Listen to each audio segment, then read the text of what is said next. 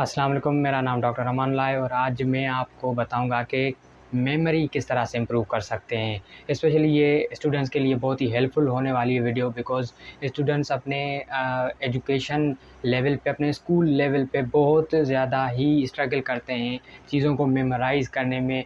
और वो सिंपली हमें जिस तरह से बताया जाता है कि क्रैम करना चाहिए, क्रैमिंग करके वो चीज़ें याद करने की कोशिश करते हैं। तो मैं आज आपको बताऊंगा कि किस तरह से हम चीज़ों को याद कर सकते हैं, अच्छे तरीके से समझने के बाद उनको किस तरह से याद कर सकते हैं। तो सबसे पहले हमें स्कूल में ये चीज़ें नहीं बताई जाती कि मेमोराइज़ किस तरह से करें हम अपने जो वोकेबलरी है, फैक्ट्स फिगर्स हैं, जो भी इवेंट्स हैं, डेट्स वगैरह आ गई, उन सारी चीज़ों को किस तरह से मेमोराइज़ करें। तो उसके लिए हमारे टीचर्स को ही पता नहीं होता कि किस तरह से स्टूडेंट्स को बताया जाए कि लर्न कैसे किया जा सकता है।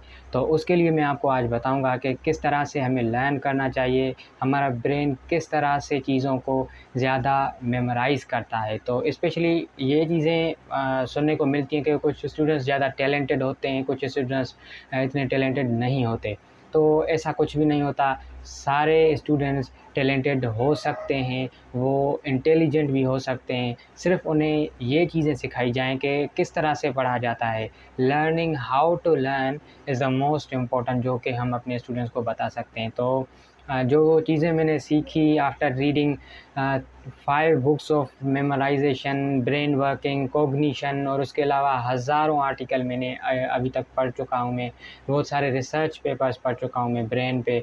तकरीबन हर रोज़ 4-5 आर्टिकल्स मैं पढ़ता हूँ मेमोरी पे, ब्रेन पे, कॉग्निशन फंक्शन पे ब्रेन के।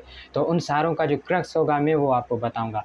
आप इमेजिन करें या फिर आप सोचें कि हम 3 घंटे की, 2 घंटे की मूवी देख लेते हैं कंटिन्यूअसली, लेकिन 10 या 15 मिनट कंटिन्यूअसली बुक पढ़ना हमारे लिए मुश्किल होता है। क्यों?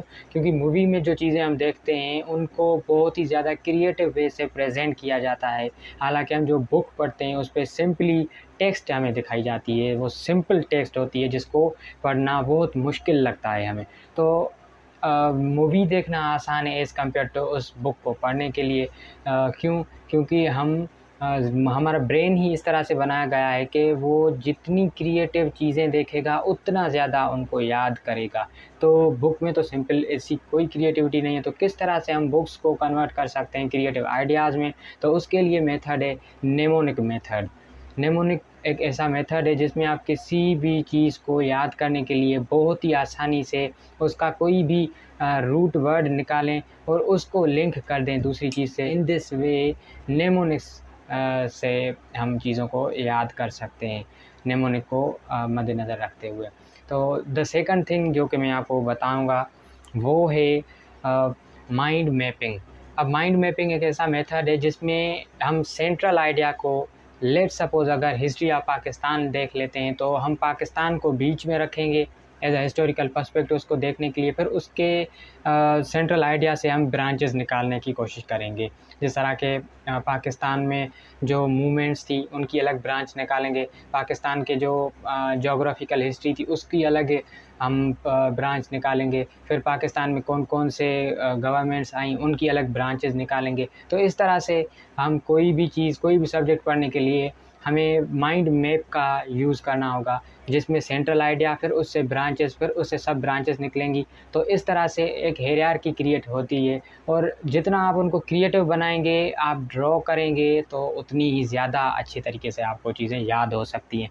एंड जो थर्ड मेथड मैं आपको बताऊंगा मेमोराइजेशन के लिए वो है ड्राइंग मेथड। अब जैसे कि मैंने पहले मिसाल दिया आपको, फ़िल्म देखना बहुत आसान होता है। क्यों? क्योंकि वो हमें हमारी विजुअल मेमोरी को अट्रैक्ट कर रही होती हैं एज़ कम्पेयर टू हमारे जो बाकी सेंसेस हैं। तो विजुअल मेमोरी बहुत ही ज़्यादा हमें अच्छे रिज़ल्ट्स देती है जब हम उसको लर्न करने की बात आती है जब।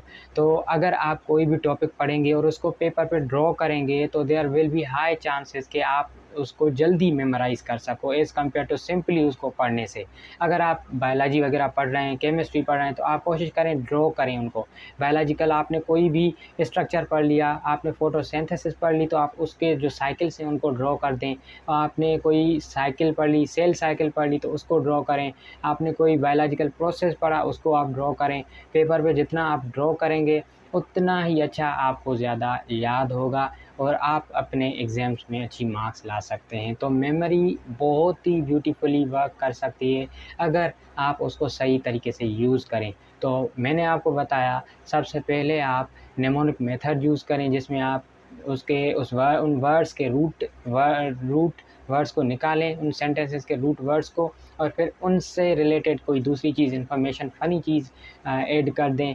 तो इस तरह से आप उनको याद कर सकते हैं। उसके अलावा सेकंड मेथड मैंने बताया आपको ब्रेन माइंड मैपिंग का।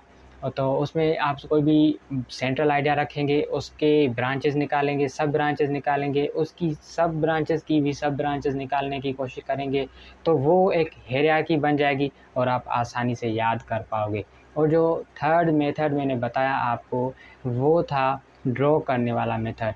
और ये साइंटिफिकली प्रूवन मेथड्स हैं। तीनों जो मैंने बताया बहुत ही इम्पोर्टेंट और बहुत ही रिज़ल्टिंग मेथड्स हैं, जिससे आप कोई भी चीज़ आसानी से और अच्छे तरीके से याद कर सकते हो और अपने एग्ज़ाम्स में भी अच्छे मार्क्स ले सकते हो और अपने स्टडीज़ को भी क्रिएटिव कर सकते हो। इस सीरीज़ में, मेमोराइज़ेशन की सीरीज़ में, मैं बाकी भी वीडियोज़ ऐड करूँगा। बाकी भी बहुत सारी टिप्स हैं मेमोरी को इम्प्रूव करने के लिए, वो भी चीज़ें, टिप्स ऐड करूँगा। तो आप कोशिश कीजिएगा कि चैनल को सब्सक्राइब कर लीजिए, ताकि वो वीडियोज़ अभी आप तक पहुंच सकें, उनकी नोटिफिकेशन भी आपको मिलती रहे और आप अपने इस लर्निंग प्रोसेस को कंटिन्यू रख सकें, वो भी क्रिएटिवली और बहुत ही आसानी से।